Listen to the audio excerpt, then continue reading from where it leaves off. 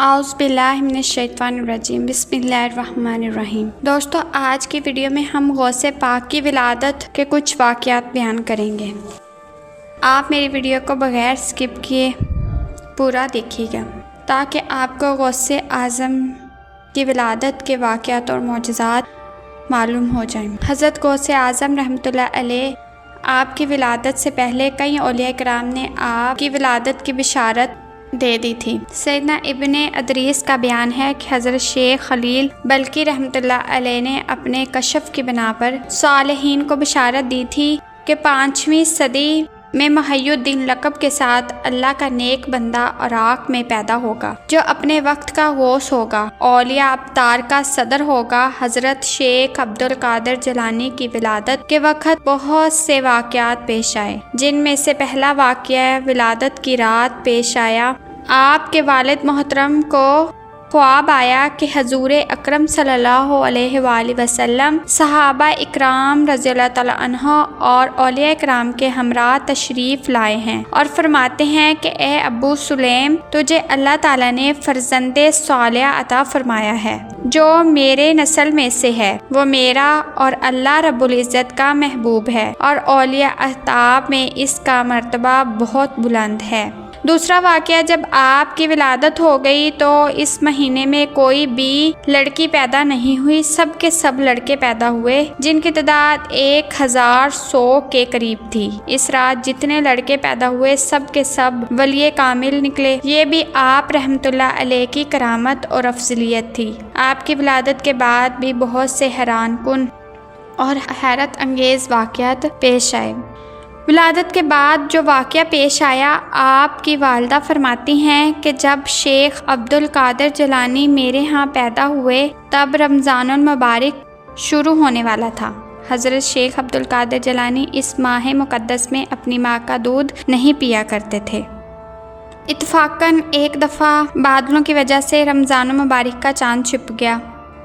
आसपास के लोगों ने आपकी वालदा से दरियाफ्त किया कि सईदा, क्या तुम्हें चाँद की कोई सही इत्तला मिली है? मैंने कहा, आज मेरे अब्दुल कादिर ने दिन के वक्त दूध नहीं पिया, इसलिए मैं समझती हूँ कि आज रमज़ानुल मुबारक की पहली तारीख है। कुछ अरसे बाद इस बात की तस्दीक हो गई कि रमज़ानुल मुबारक का चाँद उस दिन नज़र आ गया था। फिर ये बात सारे शहर में मशहूर हो गई। इराक़ के शहर में एक मुबारक बच्चा पैदा हुआ है जो रमज़ानुल मुबारक में दिन के वक्त दूध नहीं पीता। हजूर गौसे आज़म ने कसीदा गौसिया के एक शेर में इस बात की तरफ यूँ इशारा किया है, मेरे इब्तदाई हालत के जिक्र से तमाम आलम पुर है और मेरा गहवारे में रोज़ा रखना मशहूर है। हमारे प्यारे गौसे आज़म ने अभी होश नहीं संभाला था कि आपके वालिद मोहतरम का इंतकाल हो गया। इस वक्त आप रहमतुल्लाह के नाना सैयद अब्दुल्ला सोन रहमतुल्लाह अलैह ज़िंदा थे, इसलिए इन्होंने आप रहमतुल्लाह अलैह की परवरिश और तलीम तरबियत का ज़िम्मा अपने ऊपर ले लिया। हजूर गौसे आज़म बच्चों के साथ नहीं खेलते थे। आप रहमतुल्लाह अलैह फरमाते हैं कि जब मैं बच्चों के साथ खेलने की कोशिश करता तो गैब से आवाज़ आती कि ए खुदा के बंदे, मैंने तुझे इसलिए पैदा नहीं किया। आप ये आवाज़ सुनकर डर जाते और भागकर अपनी माँ की गोद में चले जाते। हज़रत शेख अब्दुल कादिर जिलानी अभी 10 बरस के थे। वो अपने शहर की मस्जिद के अंदर पढ़ने जाया करते थे। जब आप रहमतुल्लाह अलैह से दरियाफ्त किया गया कि आपको अपनी वली होने का इल्म कब हुआ, तो आप रहमतुल्लाह अलैह ने बताया कि जब मैं 10 साल का था तो अपने शहर के मकतब में पढ़ने जाया करता था। रास्ते में फरिश्ते पीछे पीछे चलते दिखाई देते थे। जब मैं मदरसे तक पहुँचता तो इन को बार बार ये कहते हुए सुनता कि अल्लाह के वली को बैठने के लिए जगह दे दो, अल्लाह के वली को बैठने के लिए जगह दे दो। जब आप रहमतुल्लाह अलैह की उम्र मुबारक 18 बरस हुई तो आप रहमतुल्लाह अलैह ने आगे तलीम के लिए बगदाद जाने का इरादा किया। दोस्तों, इसकी वजह आप रहमतुल्लाह अलैह ने खुद यूँ बयान फरमाई है कि अबाई उम्र में एक दफ़ा मैं अरफा के दिन शहर से बाहर निकला। इत्तफ़ाक़न रास्ते में किसी ज़िम्मेदार का बैल चला आ रहा था। आप रहमतुल्लाह अलैह फरमाते हैं, मैं इसके पीछे पीछे चलने लगा। बैल ने मुड़ कर मेरी तरफ देखा और मुझे मुखातिब करके कहने लगा, ए अब्दुल कादिर, आप इसलिए पैदा नहीं किए गए और ना ही तुम्हें इसका हुक्म दिया गया है। ये सुनकर मेरे अंदर मोहब्बत इलाही के जज्बे ने जोश मारा। आप रहमतुल्लाह अलैह सीधा घर आए और वालिदा माजिदा की खिदमत में हाजिर होकर अर्ज़ किया, अगर आपकी इजाज़त हो तो मैं इल्म के हसूल के लिए बगदाद चला जाऊं, और साथ ही बैल का वाक़या भी बयान किया। ये सुनकर आप रहमतुल्लाह अलैह की वालिदा मोहतरमा उठी और 80 दिनार जो आपके वालिद माजिद की तरफ से उन्हें मिले थे मेरे पास ले आई।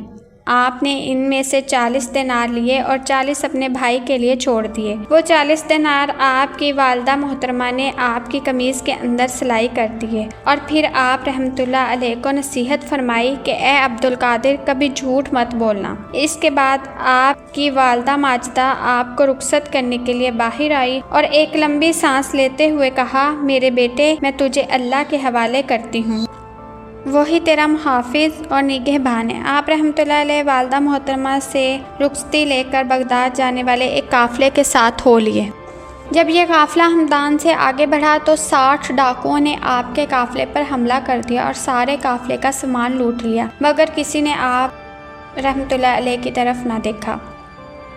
फिर थोड़ी देर बाद एक डाकू ने आपको देखा और पूछा, क्या तुम्हारे पास कुछ है? तो आप रहमतुल्लाह अलैह ने सच बता दिया कि हाँ, मेरे पास 40 दिनार हैं। वो मेरी बात को मजाक समझकर चला गया। इस तरह 3 डाकू इनके पास आए और मजाक समझकर चले गए। जब वो अपने सरदार के पास पहुँचे तो ये सारा मामला अपने सरदार को बयान किया। सरदार ने कहा कि इसे मेरे पास ले आओ।